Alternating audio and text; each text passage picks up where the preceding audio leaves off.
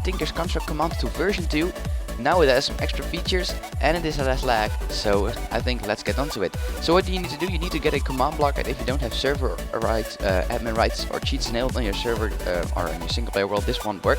So get a command block and then get the first command from the description. I have got the all 4 right here because yes, you need 4.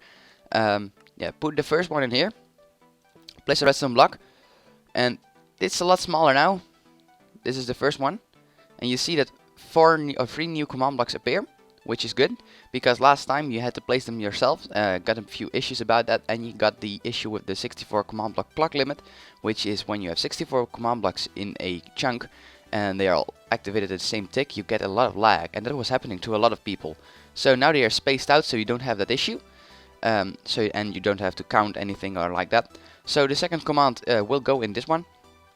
It doesn't really matter in which one you put them, but this one is the preferred order. You might get issues, so yeah, why not do this? It's like not an issue. There you go, you got a book now. I removed the other book because it was kind of useless. Even with this update now, it's completely useless. So that's why I removed it. Third command block goes in the top right corner. Yeah, the only lag you will receive is the lag from placing the commands in, because they are again quite long. The total thing is nearly 120,000 characters long, which is nearly the limit for 4 command blocks, which is 13,000. For 130,000, sorry. So fourth command goes in here. Same thing, activated. This is the smallest one.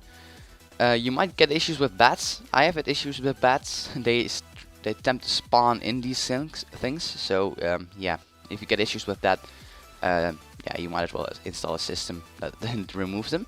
But yeah, here you got 4 things, and if you look at my FPS, I can't actually see it correctly, but it's still above 100, and I had above 100 before, which is perfect, I think. That's really cool. So yeah, you have some block placing lag still, well, sometimes. So just to be sure, I got around here. So let me build a, this is 1,000 blocks out, by the way. Let me build a smeltery, and I'll show you the updates. So here's the smeltery.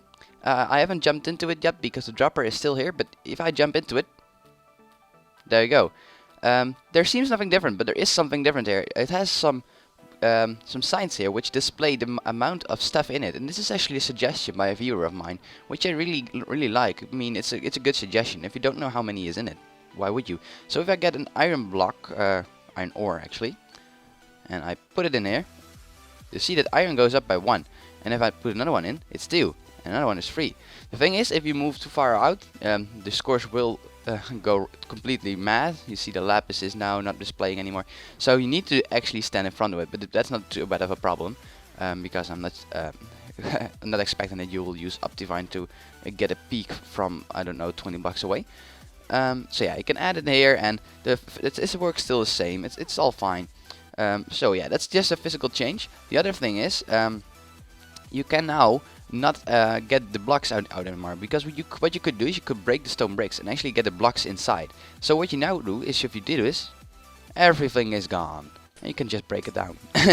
So yeah, that's a kind of cool thing, but it destroys itself. I don't know why I destroyed it all. I think I needed it. But yeah, that's just some of the added features here. There is another feature, but for that I need to recreate this stupid thing. So once again, I built this smeltery. Let's jump in again and get the whole thing working. Ooh, just a little bit of lag. Yeah, so the next feature is a feature that is in Tinker's Construct, the mod itself. And what you need to do is you need to place some blocks on top of it. Just 1 row, like this. And now it's a bit taller. Maybe it looks a bit uglier, but what happens if, for example, I get a villager, I get some iron blocks. I'll do that with commands. I want to summon an iron golem, but I can't with a spawn egg, and I need a how it's called, pigman, like that. And if I now put a pigman in here, oh, it's unpeaceful. Let's put it in normal. I thought I had set the game rule, time, set day. Apparently not. Doesn't really matter. Okay, so if I put a pigman in it, he will get hurt, slowly but surely, and when he dies, he will actually drop his gold into this machine. And that happens with the villager as well. I don't know why I got that lag.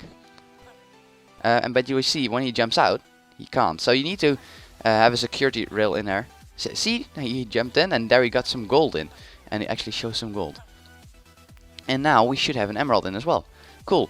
And I won't show the villager golem, but the villager golem, the normal iron golem, will actually drop 9 ingots. So if you have a farm, you better drop, if you have an iron farm, you better drop them on here, because you get more iron out of it and you don't get the poppies.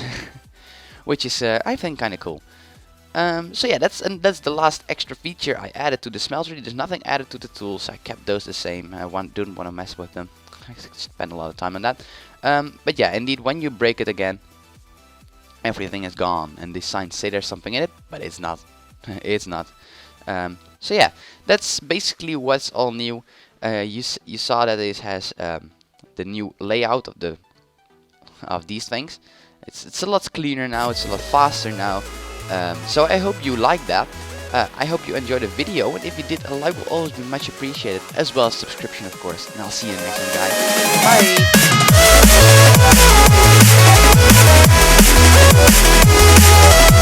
Bye!